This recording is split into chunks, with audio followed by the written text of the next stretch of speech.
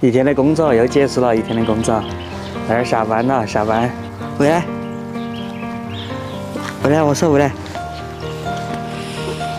回来，我说回来，回来坐，坐，坐回来，我说，我说，我说，哦，乖乖乖，那上面油菜花都开得好。哎，给你们看一下叔叔规划的那个菜园子的全貌。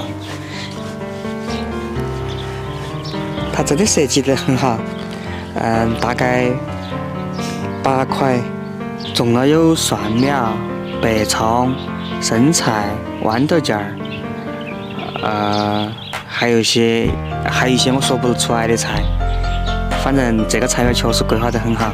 现在又到晚上了，廖大厨又上线了。今天我一定要证明我自己，其实厨艺真的不是很撇，看叔叔煮那么久。确实还是学到几层。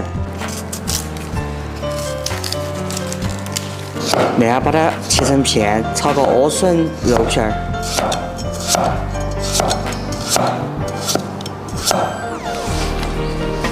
再把肉切成片。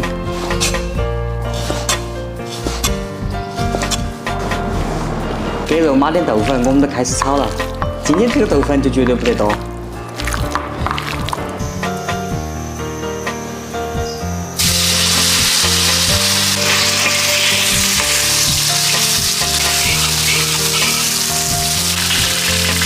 姜蒜花椒炒香，下莴笋，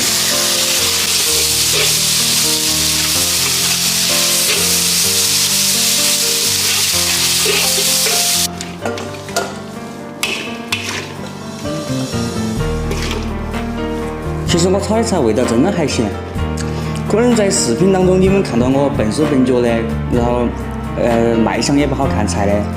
但是其实味道真的可以，然后今天晚上就一碗稀饭，一碗菜，就应付了，也不叫应付吧，我觉得我一个人这样还是很丰盛了。